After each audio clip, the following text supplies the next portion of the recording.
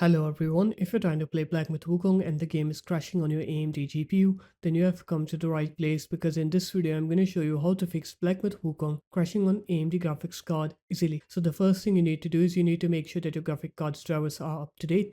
So you're going to open up your web browser, you're going to go on to AMD GPU here, and now what you're going to do is you're going to click onto resources and support, click drivers, you're going to scroll down, click graphics, Radeon RX, select your graphic card series and then model, click submit. Click your operating system, download the latest AMD Adrenaline edition here. And once you're done with that, you're going to install the drivers. And now you're going to open up your start menu. You're going to write here graphic settings. And then you're going to click on to add desktop app here. You're going to go to your Black Myth Wukong games folder. So the default location should be in your C drive from files 86, Steam, Steam apps, common, and then Black Myth Wukong. You're going to add the Black Myth Wukong exe here. Click add. You're going to find it in this list. Here it is. You're going to click onto it, click GPU preference and set it to high performance. After that, you're going to open up your game's platform. You're going to right click on Black Myth Wukong, go into properties, go into install files, and then click verify integrity of game files here.